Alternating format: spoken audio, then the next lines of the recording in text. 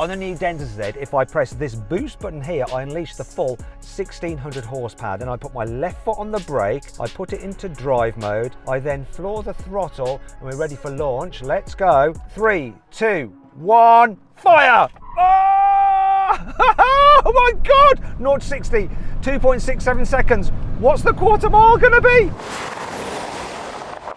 Hold on, Matt, hold on. That's 9.78 seconds. We're still going. What's the half mile gonna be? It's coming up now, it's coming up. 15.08 seconds. At what speed? 184.5 miles an hour. And do you know what? That isn't even the launch mode. We'll try that in a bit. See if I can go any quicker. This is the new Denza Z, and it's a little bit like a lightsaber because you have insane amounts of power at the touch of a button. Now let's see what we can do with all that power. Let's see if it's quicker. Left foot on the brake, floor the throttle, and release the brake.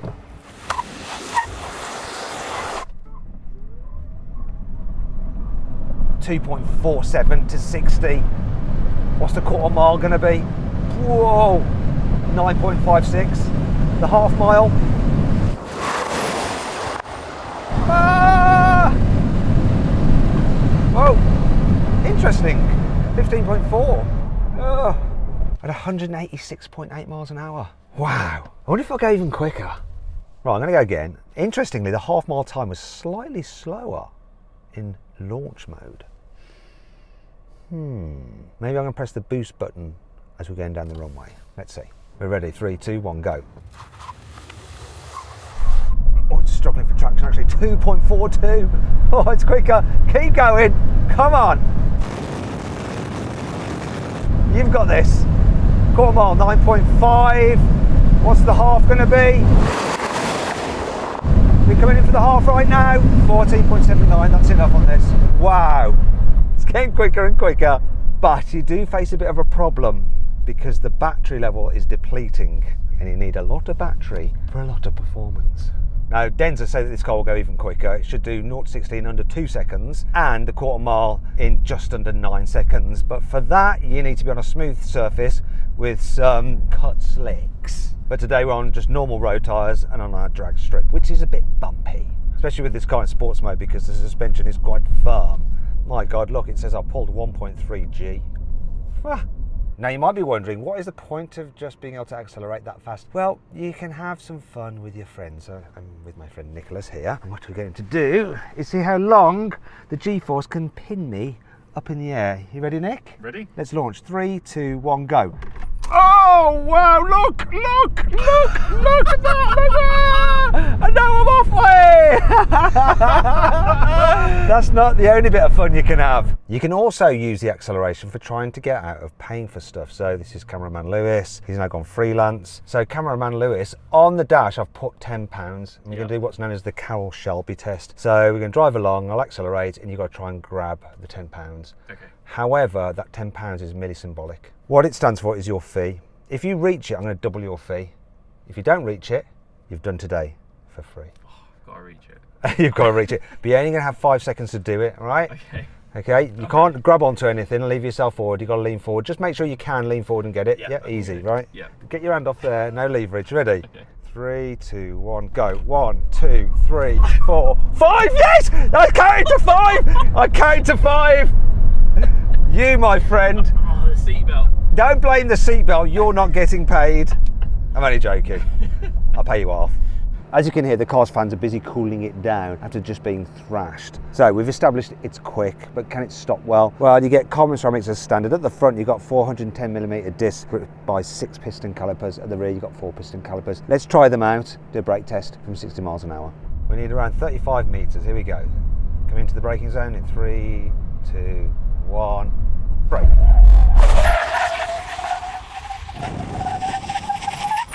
Oh, what we got? Whoop, 34 meters. Not bad for a heavy thing. Behind the steering wheel, you have an upshift paddle and a downshift paddle. So this car will have stepped pretend gear changes like in a Hyundai Ioniq 5N. However, this is a pre-production car, a prototype, and that hasn't been worked into the software just yet, but it's coming. Now, if I press this button here for audio, and then I scan down to external speaker, what I can do now is connect my phone to the car and play music from speaker outside the car, so you can have a party, if you like, when you're enjoying a barbecue. Just park your car next to it, play some music from it. But also look at this, if I then go into sound feedback, press that, scan down, and I can do simulated sounds. Now on the inside of the car you can hear this revving sound. If I press this button here, I can make it do it just on the outside. If I press this button here, I can do it with both, inside and outside. Now if you think that's a bit of a lame sound, you have this other option here, science fiction. Or if you like it quiet, you just go simulated sound off. No thank you very much, I love it quiet. This Denza has the best parking feature of any car, so it's different than all the other self-drive parking features. You just do it the laziest way possible. Oh, I want to park here, that'll do. Then what you do is press this button here, E3, bring up that, press that button for pencil compass turning. You pick the side you want to turn, and then you just rotate that to go, I want to turn there. Get your car maybe a bit more in, like that. There we go. Hit start, and then just release the brake. Watch this. Years and years ago,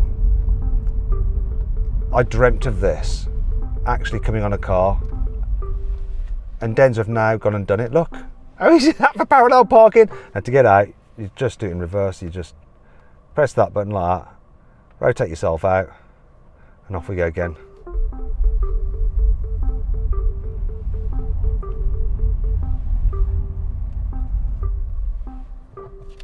Check your mirrors, reverse up, and drive away. It's probably not great for your tyres, but it's absolutely brilliant. However, first time I did it wrong. This is what happened. Then when you want to get out, you just hit the button on there again, and then just rotate it that way. Hit start, and then we can get out.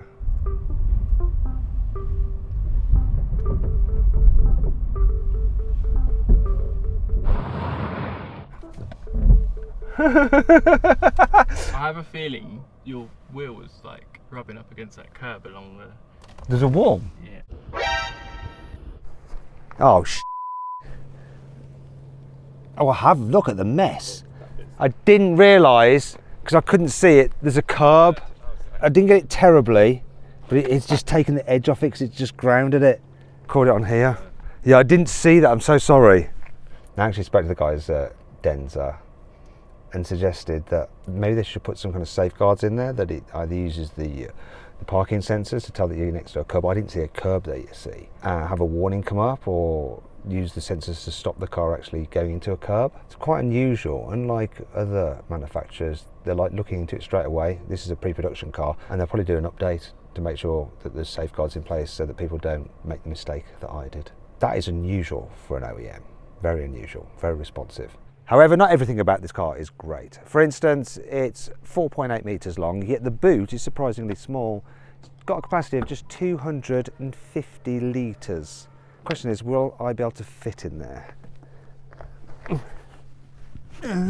All right, maybe, yes. Can we shut it? Will it shut? Will I be able to get out? Help. It's all right, don't worry. The rear seats fold down. And I'm assuming anyway, right, electric car, it's gonna have a front boot surely. So there is a bit more space. I'll just open the bonnet. Here we go, look, perfect. Oh, wait a minute, no, damn. You can get the Denza Z in 3 different flavours. There's the Coupe, there's the Convertible, and then this Coupe Racing version with a massive wing on it. Now the guy who's in charge of Denza's design also used to be in charge of Alfa Romeo's design, Lamborghinis and Audis. So he knows how to design a good looking car. And from the rear, it is pretty smart. These rear lights ever so slightly remind me of a Bentley, but just more futuristic. Got loads of carbon fibre here on this rear diffuser, which helps work with this massive wing to give you some real downforce. Moving to the side, like we've got some actual like air vents that are real here, and here as well, more real vents. Wheel sizes on this particular car being the Racing, 21 inches, standard 20s. Unusually for a new car, I like the handle. So it's got a sensor in it. You just slide your hand in there and it automatically opens. There is actually a catch in there as well. So as a fail-safe, you can open it normally. You've got carbon fibre roof. Got more vents here, vents in the bonnet, all real. And then here at the front on this Racing, it has a slightly more aggressive front to balance the air at the back. Look, this huge front splitter, once again with real air ducts feeding air into the batteries to help with airflow through and underneath the car. And if you look underneath, you can see we have a flat floor. There's also a huge carbon fibre vent here in the bonnet, which is there to feed air into the fan where the front boot should be. I've shown this car to quite a few people and they tend to like it. Gets a good reception. There's something of a bit of a Maserati Lotusy vibe going on, but gotta admit, pretty good looking. On the inside, the Denza Z has a nice sporty design with this big dash, different layers to it, carbon fibre, we've got two-tone, we've got stitching. The materials feel nice. It's not leather, it's fake leather, but it's still quite nice to feel. And then you've got Alcantara here, and on the seats. The seats are very nice actually, and look, we have speakers in the headrests. Also the steering wheel, it's a good size. We've got instant access buttons on there as well. It's not too confusing, and what looks like metal is metal, like the window switches and everything. It's got a nice posh feel to it. In fact, everything feels really solid. Also, I like this, the cup holder. We've also got some other cup holders. There's one here, there's some storage under here. You've got, of course, being a Chinese car, 50-watt wireless charging, no messing around here. And under here, there is some more storage and some more USBs. You've also got a glove box here, which is an okay-ish size. Now, most of the things are controlled through this screen. You do have an on-off for the climate there, but you do have to go to the menu like this. Where's the menu? Come on, menu. There we go. Which is a bit of a faff when you're driving. Obviously, you'll have voice commands and stuff like that, but I prefer to use buttons. But look at that. The infotainment screen itself is pretty zippy, as you'd expect from a Chinese brand. They're always good at this kind of stuff. And the digital driver's display is nice and easy to see, and it does change the view depending on what driving mode you're in. Now, the one thing that I don't like is this, though. Having a wasp in the car. Actually, the wasp matches the interior. Hello, waspy. Oops. I've angered it. That was stupid. That's what I don't like, not the wasp in the car. It's the indicator noise. What is that all about? I don't know if there's a menu to change that sound. There probably is somewhere, but if there isn't, they need to go for a tick-tock, tick-tock, tick-tock. I know it's supposed to be high-tech, but there are some things that should never change. When I first saw this car, I thought it was a two-seater, but actually it's got two seats in the back as well. And we're going to try out for size. So this is Chi-Chi. She's one of the engineers for Denza. Now, you've never sat in the back of the car before, have you? No, it's really quite cozy. My headroom's a bit limited for me, but it's doable. You're okay even with your hat on. This is the test though. I've got these seats in my driving position. Are you ready for this? Hopefully your legs won't get crushed, but let's find out. Oh, hello. Wait a minute.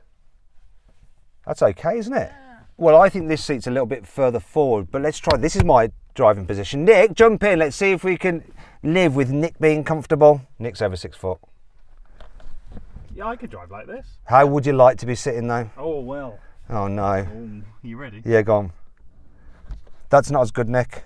That's great for me. But I can live with it just about. Okay. All right, I'll tell you what else. We've got Isofix anchor points back here as well. We've got some cup holders down here. And I would show you that I could fold down these rear seats as well, but we're kind of penned in here now. Here's a cutaway of it. It's not all good though, because getting out isn't the easiest.